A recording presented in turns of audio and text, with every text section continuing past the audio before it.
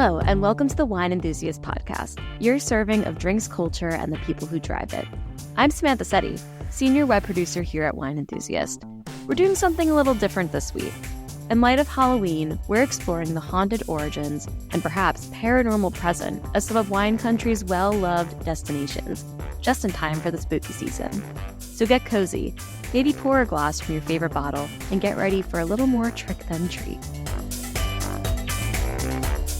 First, we take a trip to Trefethen Family Vineyards in California's Napa Valley, where mother and son duo Janet and Lorenzo Trefethen share the backstory of their winery's haunted grounds, from the friendly ghost figure lingering in their halls to a mysterious hanging shadow spotted by visitors. So I'm here with Lorenzo and Janet from Trefethen Winery. Thank you so much for joining me today. It's our pleasure. Thanks for having us. Yeah, of course. And so for those who don't know, do you want to just share a little bit more about the story behind your family vineyards and maybe who founded it, how it came to be? My grandfather came to the valley my grandmother and grandfather came to the valley in 1968. And there was nothing here in the Napa Valley. It was mostly walnuts, orchards, prunes. There was beef and dairy cattle. But, when Granddaddy started ripping out walnut trees, which were the money crop, in order to plant grapevines, everyone thought he was completely out of his mind. And then Mom and Dad started making wine from the grapes that we were growing, and they were well ahead of their time as well. There were like 25 wineries in the Napa Valley. Yeah, we were crazy too. Definitely crazy, especially when you were trying to make not just wine, but fine wine. And anybody who knew anything about fine wine knew that it didn't come from California. So it was a bit of a stretch, I guess, in the imagination of wine consumers to have fine wine from California. And then there were a series of tastings in France. And then along came 1979. Yep. And the French decided they would hold the World Wine Olympics. And we didn't even know it was taking place, but someone put our wine, our Chardonnay, in there. And we started getting calls because our Chardonnay was ranked the best in the world. And this was really funny because it's before the internet. It's before, we did not know what was going on. And all of a sudden, yeah, there's number one. And then the French got really upset again after. Well, I think you were so confused by the end of the week, everyone thought it was like an elaborate practical joke. That's appropriate around Halloween time, yeah. But then we kind of caught up with the news, and the French were quite upset. And so Robert Drouhin from the House of Drouhin said, "For the honor of France, I throw down my glove and challenge you to a rematch." And so 6 months later at the Hospice de Beaune, they had the rematch. And guess what happened? That Trefethen Chardonnay came out number one again. And this was really a thrill for us personally, but it also was enormous for Napa Valley, for California wine in general, because all of a sudden the local American community decided that they could start drinking California Napa Valley wines. They were just as good. They were better than the French. And let me tell you, trying to sell wine in New York prior to that time, and even after that time, was really a huge, huge task. Because they felt that if it wasn't from France or Italy, it wasn't any good. We've come a long way. We've come a long way. And I've been trying to understand what it was like to have like the best in the world my whole life. And, been making a nuisance of myself trying to understand, really what it was like in 79 and 80 to win these awards, best Chardonnay in the world twice. And now I know. So the largest tasting in the world they don't do it in France anymore. That moved to London took over, and the Decanter World Wine Awards has grown into quite the tasting. They go through 18,000 wines blind the last few years, and 2 of the last 4 are Cabernet Sauvignon has won Best in Show. they don't say this because the British aren't as good as marketing as the French, but I'll say it. We've got one of the best best Cabernets in the world now. Yeah, and our Dragon's Tooth, which breathes fire at Halloween time, was just ranked the best blended red wine in America. Tell me more about these ghosts, the Dragon Tooth. Maybe we should take you way back, because our winery was built in 1886, but our property played a role in history prior to that time. It was owned by Grigsby and Boggs and around 1850. And those guys might sound familiar because they were part of the Bear Flag Revolt. And they had a number of meetings on our property for the Bear Flag Revolt. What is the Bear Flag? That was the beginning of California as a state. Yeah, that was the beginning of California. That's why we have a bear on the California flag. It's the Bear Flag Revolt. Anyway, and then that was followed by a really interesting character, J.W. Osborne. And history is written two different ways. We're not sure which one is correct, whether he was at Escol, which is what our winery was called in 1886, or whether he was at the Oak Knoll Ranch. But he was shot and killed by a very disgruntled employee in 1863. Otherwise, it is said that he would have been the father of Napa Valley premium wine. Yeah, he had quite the library. He and, I'm going to mispronounce his name, but... Orasti. There we go. Orasti over in Sonoma were buddies, and really brought some of the first, what we would consider quality European grape varieties over to plant in California. Prior to them, it was really just the mission grape everywhere. And then, if I may, our winery was architected by a fellow with the name of Captain Hamden McIntyre. And he was a really interesting character. He also designed Farniente, Christian Brothers, where the CIA is today, and that's the Culinary Institute of America, not the other CIA, and Inglenook. And Flora Springs and Frogsley, but those are his big four, I think. Yeah. And for example, I used to be when we first came, Farniente was a ghost winery. It was empty other than for bats and pigeons. And our vineyard manager and I snuck in there one time. There was no power. It was haunted. It was haunted. And I started to see the beginning of Hamden McIntyre. Farniente was, at that time, exactly the same as our winery, except the bottom half was stone. But McIntyre... You could walk it blindfolded. Yeah, I could. It was exactly this. The stairs were in the same place. Everything was in the same place. But McIntyre, his spirit didn't like hanging out at Farniente because they totally remodeled everything and he couldn't find his way around anymore. And so he decided that the Trefethen Winery, the old Eshkol winery that he had designed, was still exactly almost the same as it was when he designed it, and that's where he would hang out. To this day, people seem to report seeing like a shadow swinging. Is this McIntyre's shadow? No, it's not McIntyre. It was rumored that a bad guy, was hung from the rafters inside our winery. We don't know who he was, but I think that's the shadow. McIntyre. No, but when I saw him, McIntyre's more of a friendly ghost. He's a friendly guy, but he was from the 1880s, and he had a big bushy beard, and he always smoked a pipe. So his spirit my office was on the third floor of the winery, and I would be working late at night, and our other employees would forget that I was there, and they would turn off all the lights other than, I had my little light on in my office.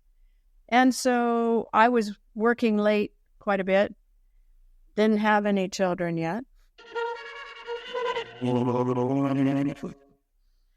And all of a sudden I smelled the smoke.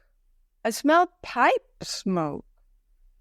And that's all I ever got of McIntyre was the pipe smoke. But I told him that he really couldn't smoke in the building. It was all tongue and groove redwood, and it might burn. And so he got rather upset and left for a few days. But then he came back, and he's still there today. Yeah, and we've had few guests who don't know this story who have reported walking through the gardens or around the winery, and occasionally I smelled some pipe tobacco. We're like, that's Hamden. He's hanging around. You're like, wait, what?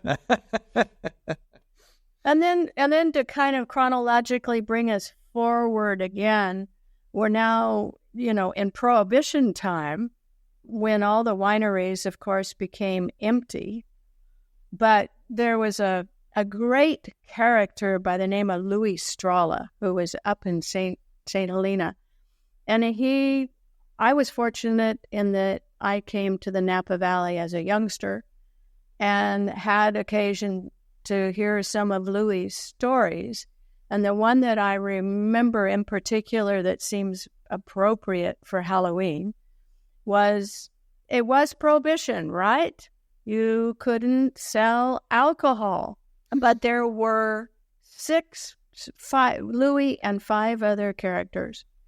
And once a week, they would take this casket to the train station and load it on and say farewell to their buddy, who would then ride the rails back east. And finally, the conductor, after, this goes on for quite a few months, he said, man, these guys, they've got so many friends that are dropping dead all the time. What is going on?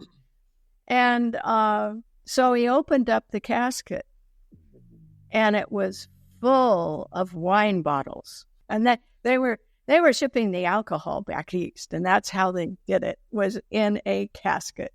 I mean, if you're going to go down, might as well go down like that, right? Yeah, exactly. So how do you pay tribute to this in the present day? You did mention that some of your guests and visitors notice the tobacco smoke and everything, but is Halloween a fun time of year for the winery? Oh my gosh. The month of October, we do it up at Trefethen. We've got decorations all over the place. I was walking through the garden actually late at night, a day or two after the decorations had been set up. And I knew the decorations were set up, but I walked out. We've got a little lawn behind our food and wine pairing tasting room.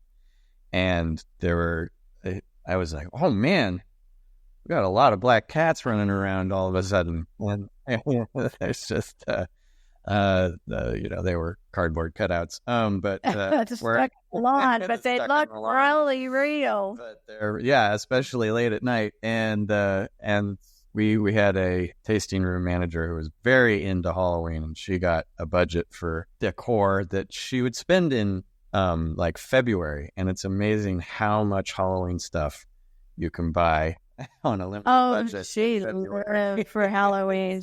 Loved it. And you can see it because we still have so many of her spooks situated in appropriate places all over the property. It's really good. Yeah. It's pretty fun. And then and certainly on Halloween we all get dressed up, and everybody gets dressed up. If you're visiting, you might get a tour from a zombie or something like that.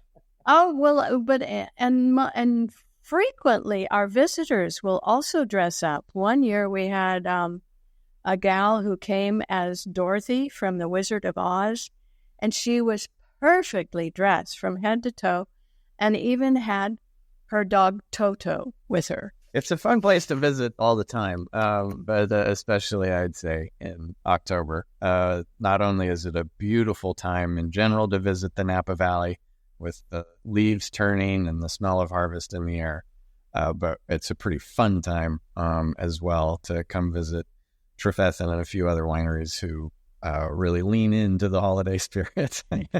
Definitely. And also a compliment to you both. Your dynamic is awesome, and the sound effects have been A+. Thoroughly enjoying it. I hope our visitors, audiences as well. But before we wrap up here, any final last plugs that you want to give for Trefethen or your story or anything else you want to share? Well, we did mention Dragon's Tooth earlier and the success that it achieved, but just to give everyone, paint a picture of what the wine is, we were among the first people in Napa Valley to plant Malbec and Petit Verdot, and we just wanted to have kind of all the Bordeaux spices in the cabinet for blending purposes, and we thought we'd make maybe better Cabernet Sauvignon. But the first barrels that we made of both Malbec and Petit Verdot really blew us away, and we were like, wow, we got more than blending spices here. We've got some wines that have something to say for themselves. As we started playing with them, we realized that they just fit together like puzzle pieces. Malbec is this very friendly, generous on the front palate, mountain berry fruit, and then Petit Verdot has all of this structure. And so putting them together really created a complete wine. And we often use Cabernet to knit the two together, but so we like to refer to this as our upside down Bordeaux blend. And as far as we know, we're the only people in the world working with Malbec and Petit Verdot as the lead components in a blend. So it's uniquely our own. Not only is it uniquely from our vineyard, but the blend itself is very different. And it's just an awesome wine. We always want to do something with the Red Dragon of Wales in honor of my grandmother, Nana, who was the original wine lover in the family and was Welsh. And as soon as we tasted the wine, we were like, yes, that is the dragon wine. Just the flavor profile was perfect for it. And Mom and I were, finally had to come up with an actual name and label for it. We walked through our vineyard, and in some of our new Petit Verdot plantings, we came across a scattering of obsidian shards. And obsidian is basically volcanic glass, black glass. It shatters into a sharp edge just like glass. Or teeth. With a little imagination, some little reptile teeth were sitting there on the floor of the vineyard. So Dragon's Tooth, fanciful name, perfect for this time of year, but it references the two things that have always defined us, our family and our vineyard. And that's what you'll get when you come and visit Trefethen. There's a story behind everything here. Yep. One family, one estate with one passion: to make the greatest wines we can exclusively from the grapes we grow. Well said. Well, thank you so much again for taking the time to chat with me today, and I hope you have the most amazing, haunted, spooky rest of your spooky season. Oh, thank you. I was going to say, I'm waiting for the voice, the sound effect. Here's, enjoy. Next, we travel to the East Coast with Susan Hayes, owner of Miles Wine Cellars. Situated in New York's Finger Lakes region, the winery has supposedly been haunted for years, with strange happenings such as slamming doors, footsteps, and unexplained sounds. In a nod towards these suspected ghosts, the winery produces a ghost Chardonnay and definitely delivers a thrilling in-person experience. Well, Susan, thank you so much for joining me today. If you wanted to give us a little introduction to yourself and Miles Wine Cellars, whatever you want to share. Okay. Well, thank you for having me. Miles Wine Cellars is a fourth-generation winery now, and it's owned currently by my husband, Doug Miles, and myself. And we have been growing grapes since 1978. And then we opened our historic home up for tastings in 2001. And we've been operating it from there since then. And we've expanded quite a bit. We also have an inn now. And we have the boathouse at Miles Wine Cellars, which is a very unique wine bar down on the water. So boaters can boat right up and have a glass of wine with us. It's wonderful and very popular. So we're right into the middle of we're getting close, hopefully, to the end of harvest now. My husband's on a harvester as we speak. with my oldest son, Evan. And we harvest our own grapes, and we harvest a few of our neighboring wineries too. It's a wonderful community. And a beautiful time of year to be thinking about it, visiting it, etc. Oh, yeah, for sure. It's beautiful right now. I can imagine up there in the Finger Lakes. Yeah, if I'm correct. Yes. We're on Seneca Lake.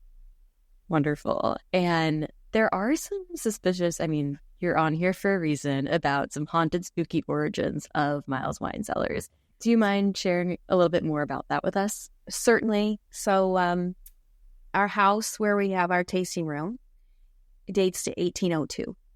We have a number of ghosts that actually reside here with us. And they, as it turns out, they don't do anything bad, even though it took a while for us to kind of get used to each other. And I think we've found out that they really don't like construction. And so while we were restoring the entire place, my husband and I did that, there were a lot of happenings.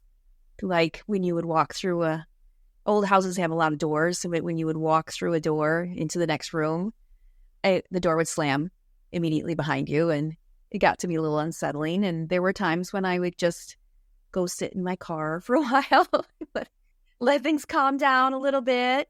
But then we discovered over the years now that they really don't like construction. And that really is what was going on at that time. But I think they saw that we restored the place lovingly. Like we kept everything original that possibly, the floors, the moldings, the hinges in the doors, like every possible thing we could say we did. So it was a true restoration. And I think now that we've kind of earned respect with each other, and they kind of make good things happen for us now. It's my husband and I often kid that someday, once we pass on, we're finally going to sit down and have a glass of wine with them. I'd love to know, prior to this experience, did you believe in ghosts? I did. I think I've always been a believer. But then when I came to this house, when I first met my husband, things just got really active. I don't know if we did have someone come here one day and tell us that they're drawn to certain people, and that she said, do a lot of things happen to you? And I said, yeah, I feel like they're following me. Well, at times she said, yeah, they're very drawn to you for some reason, but they don't do anything really scary. They do occasionally knock things off the shelves and, a few things like that. But one of the things they like to do, we have an inn here, and I have had customers ask me if I come around and check their doors at night. And I said, no, I don't do that. And they said, well, I keep hearing this. It sounds like you're putting a key in the door. And I said, well, it's like, is it like metal on metal? And they said, yeah. And I said, I've heard that too. Those doors used to have the old-fashioned antique original lift latches. And for code, we had to remove those and put in standard doors with locks. But you still hear that noise, like a lift latch. And they said, oh, that's exactly what we were hearing. We were hearing that lift latch, even though it's not even there anymore. And I said, I'm not sure what's creepier, you, that the ghosts are doing that, or you're thinking I'm doing it. So do you let guests know about this before they might stay at the inn or visit the winery? Or is this just something that they experience and they go to you, it's like, oh, wow, I saw a ghost? Yeah. So actually, it's part of the booking agreement. Because we do take it quite seriously. We do kind of protect our ghosts, and we don't want anything, they're all good and we want to keep it all good. So part of the booking agreement is that you understand that when you book, that you're accepting that you might get visited, but that you also can't disturb them anyway, or it spells it right out. No special equipment, no Ouija boards, no seances, nothing like that. You just have to accept that you might have a little visit and go with it. Wow. Whether people read that booking agreement, I'm not sure. It's in there. Do you find this is extra popular during the Halloween season? I actually, we get a lot more interest this time of year, but we don't necessarily have more activity this time of year because our ghosts don't like to do things when it's real busy. When there's a lot of people here, they like to wait. They like to wait till you're by yourself, and then they will, say a little something in my ear, or they they take a hold of my arm like this, like, yeah, almost like, when you're talking to particularly an older woman, like an elderly, they get a hold of your arm, they pull you in, they like want your full attention. It's kind of like that.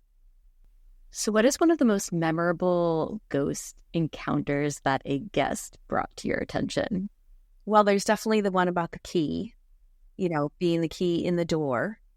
It turns out that also one of our ghosts is actually a very large, massive black cat. And one of our first guests gave us a photo of it. And they were just taking random pictures around a beautiful, I'm sitting in it right now, it's a magnificent room. And when they sat down and started looking through their phone, they were like, what is that? And then they slept with the lights on. But then we didn't tell anybody about that. And like 2 years later, we had guests here, and one of them said to me, I didn't realize that you were pet friendly. And we were like, oh, we're definitely not in the end. It's everything's very like white and yellow, and like it's very elegant. And so I said, why would you say that? And she said, well, I went out to sleep on the couch because my husband was snoring. Like everybody does sometimes. And she said, we have cats at home, and I distinctly had a very heavy cat sleeping on my chest, like super heavy, to the point where I had to get up and like move it off me. And my husband in the other room had the same experience. And I said, oh, that's interesting, because we don't allow cats in, but one of our ghosts, turns out, is a cat. And they must know that you're cat people. In addition to producing world-class content, did you know that Wine Enthusiast is also the premier shopping destination for wine lifestyle products? Just visit our shop at wineenthusiast.com, where you'll discover an amazing assortment of unique quality items guaranteed to enhance your wine experience. From glassware and accessories to thousands of unique wine gifts, it's like a toy store for wine lovers. And don't forget about protecting your wine. We are the nation's leading retailer of wine storage products. Whether you have 600 or 600 bottles, desire a wine cabinet, or a custom-designed wine room, our free wine storage consultations will help you find the perfect wine fit for your collection. Visit wineenthusiast.com today. We bring wine to life. Brought to you by the Wine Enthusiast Shop. Do you meet new ghosts then often? Like, do you kind of have a sense of who the ghosts are that live with you, well, are in the inn and winery, or just kind of like it changes over time? What is that like? Well, I have a feeling about them. Like, I know, like, they do certain things. One of them is a little girl, and she only shows herself to my oldest son. And he says to me, he was locking up the winery at night, and he saw this little girl run behind the bar, and he thought, who's in here? Like, where are her parents? And he said that she's a magnificently beautiful little girl with bright blue eyes. And she's shown herself to him a couple times, but never to me or anyone else. I have had, how children will lean against you when they're near you. I have had that, but I didn't realize that that's what it was, that it was this little girl. And I have heard someone call out mom or mommy, a couple times when I know I'm here by myself. In fact, one time it was so clear, I thought my kids were home early in the bus or something. And so I ran all the way around the winery everywhere, couldn't find it anywhere. But there is one, and I think that one is my father-in-law, that we smell him. So, we're basically in a scent-free environment in a tasting room, or we try to be. But there are times when you'll just walk through this wall of very strong men's cologne, which is it's the same cologne he wore, mixed with cigarettes that he said he'd never smoked. And you walk like through a wall of it. And then you walk right out of it again. And that's when we think, he's there, he's visiting with us. He did pass here in the house, so. Yeah, that's wild, though. Mm-hmm. And we have two that like to show themselves on the front porch.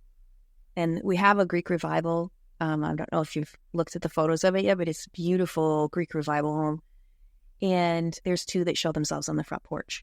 And the story that kind of came with the house and was that they were a newlywed couple, and they were living here, and the husband was repairing the lamp that still hangs out on the front porch, and he took a terrible fall. And this would have been between the 1850s, which is when that porch was added, and the 1900s, which was the first recounting of the story that we heard, like, personally. And so they lived here during that time. He took a bad fall. He died from the fall, and she died soon after. And sure enough, that's where they show themselves, is right there on that porch. And I've seen them there myself. We don't see our ghosts very often, but when you do, they look solid. You know, they look very real, but just for a second. And then they're gone. Wow. I keep saying wow, but that's kind of like the only word and language that's coming out of my mouth. Do you find this? I know that y'all host paranormal activity nights. Do people kind of spot ghosts more often during those nights and activities? Oh, no. Well, we don't. Actually, we don't allow any of that. And okay. We just feel like we have good people here. We have good spirits here with us, and we appreciate them and we respect them, and we don't want to mess with it anymore. Like, we're just going to leave it alone. It's enough for us to know that they're here with us, and I don't want to mess with it. You know, mess with a good thing. Totally. And so, blending into the Ghost Chardonnay, so you also created a wine inspired by this activity. We did. And it's a very pretty bottle. You look through the woman on the front, you'll see the house. And then if you look close, you're going to see them standing together on the front porch. That's that one couple. Yes, for those who can't see, it's kind of like a frosted outline of the woman. Yes. And through that, you could see the two ghosts on the porch. And then, I know not everyone's going to see this, but you can. If you take that bottle and you turn it around, and I'm not sure if this will come through or not, but you shine a light behind it, you'll see that ghost again projecting. Oh, wow. Yeah. Yeah. That's neat. Yeah.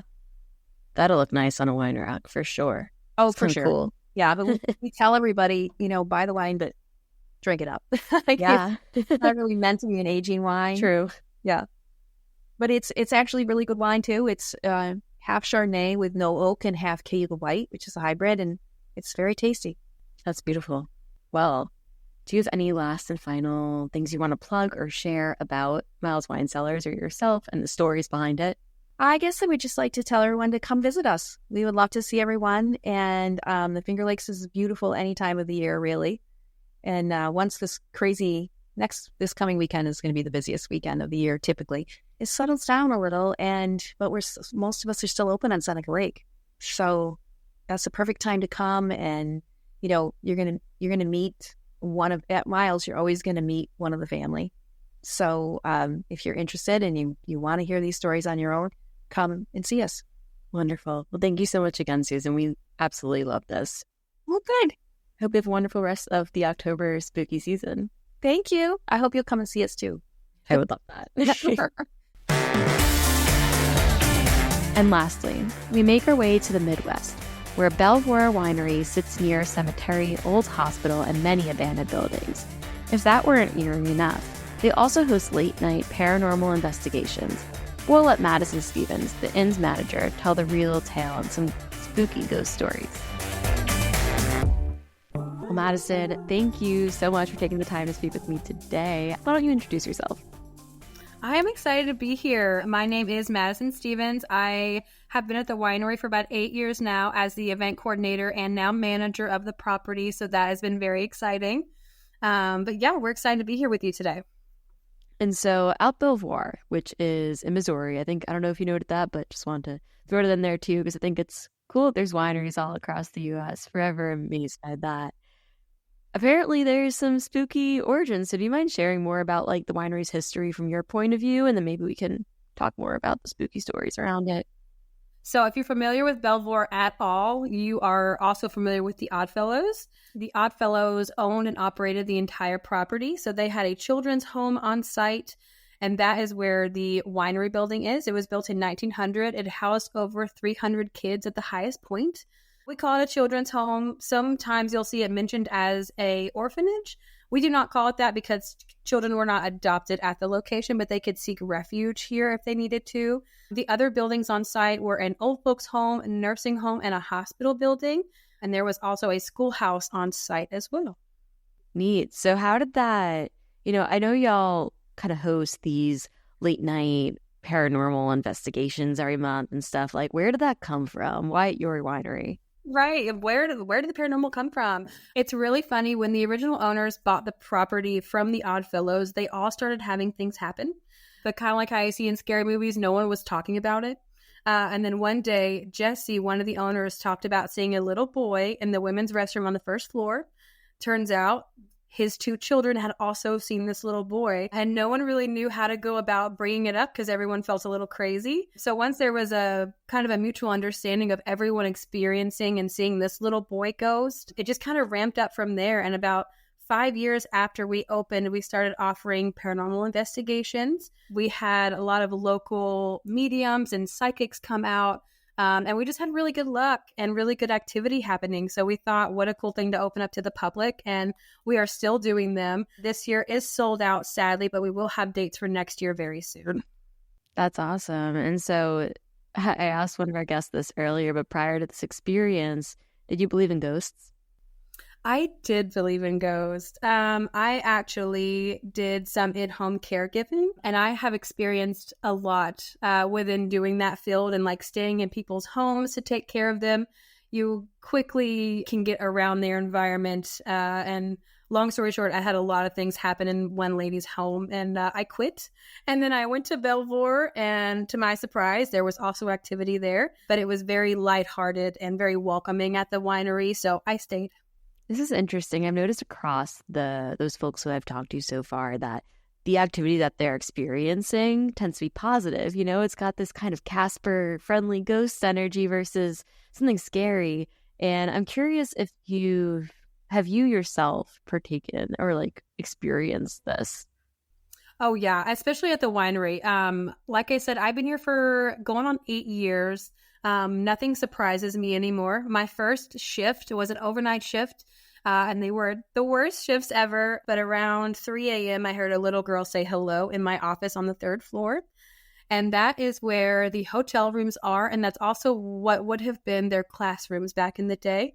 And we would have had matrons on that floor as well. And so I heard a little girl say hello. And that was a very interesting intro into the ghost world.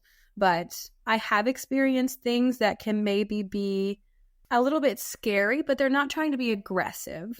I've seen a few apparitions that didn't seem very happy to see me in the winery. And have you ever had any guests or visitors notice these ghostly activities as well? Definitely. Lots of guests have things happen all the time. Actually, in our overnight rooms, we have a book where people can write reviews, experiences, anything like that they want to share with other guests who stay in that room. And often it is just all filled up with ghost stories or what they may or may not have experienced. So that can be really fun. One of the things I hear most is that people will feel someone sit on the bed next to them. Like so much so that the weight of them on the bed starts to roll in that direction and there's never anyone in the room. People have heard old school bells. Although we do not have a schoolhouse on site anymore, hearing the bells is really interesting. Outside of just your hearing the shower turn on, hearing giggles, that sort of thing, each room tends to have a more specific haunt, if you will. What does this have to do with wine? Right? Do you think this is just, is this just because of where the winery sits and what used to occur there? Or do you ever find the ghosts kind of like interact with the wine? Is there any sort of hidden meaning there? So before the winery was here, the property was the Independent Oddfellows home. And so the Independent Order of the Oddfellows, I think, is where all of this haunting / ghost may start.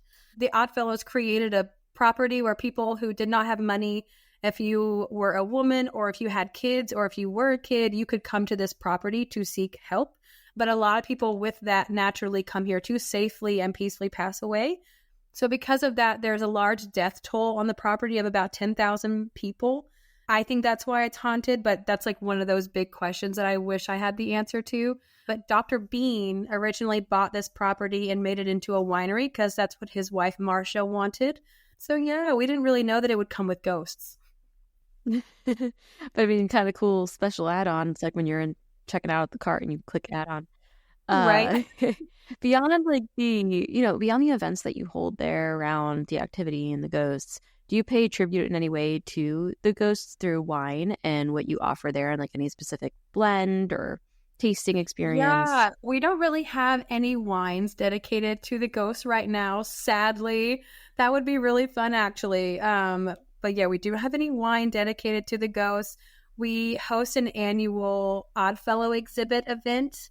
Local people can come out at that time and look at Oddfellow artifacts that we have on site, learn a bit more about the Oddfellows, and that sort of thing. So we like to host that once a year, just to help let people know about the Oddfellows, because there's not a lot of information on them.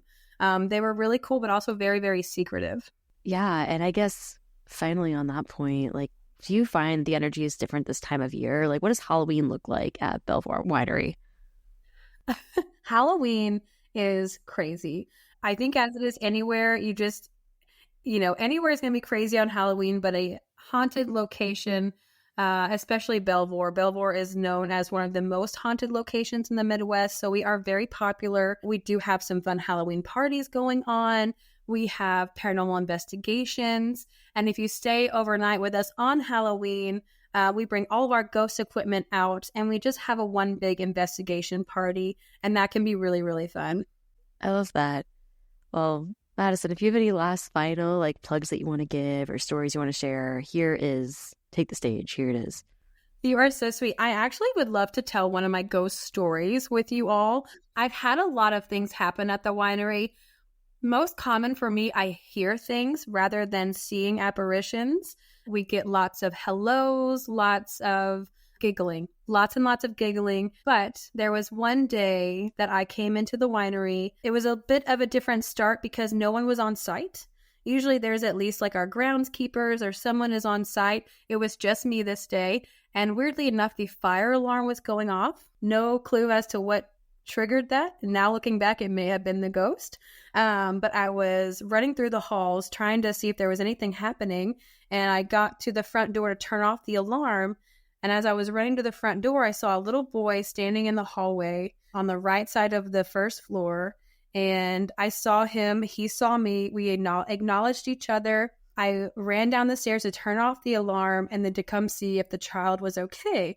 The whole time I'm thinking, why? What is this kid doing here? There's no parents here. Like, what is he doing here? And so I tried to go back around the hallway and not a soul was in the building. And I have locked that image of that little boy in my head since then. And I try to find him in old photographs and things like that.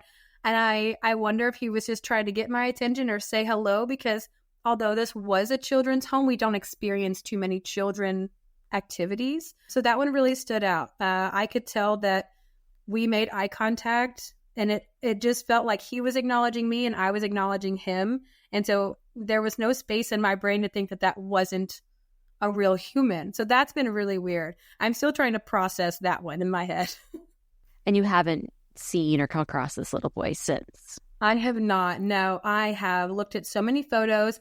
I think that it may be the same ghost that the owner, Jesse, saw in the restroom. We've all only seen one little boy. So I wonder if it's him, but that's the only child that I have seen. And that has just been really cool to see. Yeah, I bet. And I guess you can get to know the population of ghosts that are nearby. If you notice any like parallels between what guests are saying and what your team is saying. Yep, absolutely. It's really fun to see what everybody experiences because some of the staff experience things completely different than other staff members. And I think it really depends on how open you are to receiving, a sign or a message or anything like that from the paranormal. But yes, if you're lacking any spooky, definitely come out to the winery. I never thought about that. It seems like you do have to be open to receiving this kind of stuff. Because if you show up and you're not going to really be able to fully experience and appreciate that. Yep. You're just closed off. I have people that come into the tasting room and it's already like a big wall is up. And I'm like, I don't want to talk to you about the ghost. I can already tell you don't want to hear it. But some people are into it. Some people are not.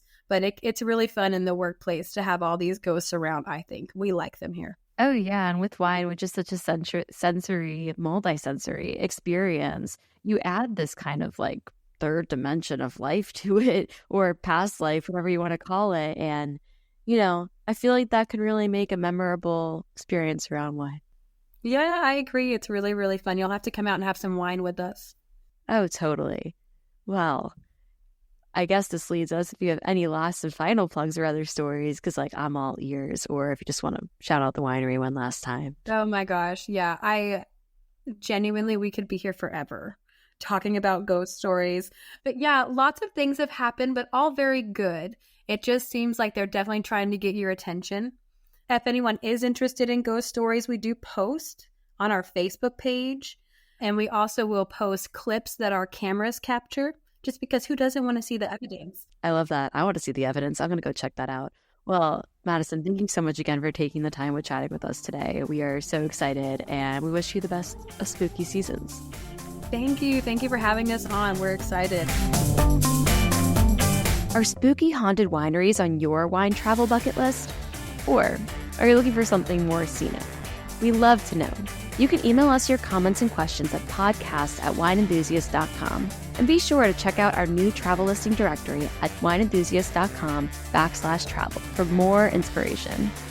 Remember, you can subscribe to this podcast on Apple, Google, Spotify, and anywhere else you listen to your favorite shows. You can also go to wineenthusiast.com/podcast for more episodes and transcripts. I'm Samantha Setti. Thanks for listening.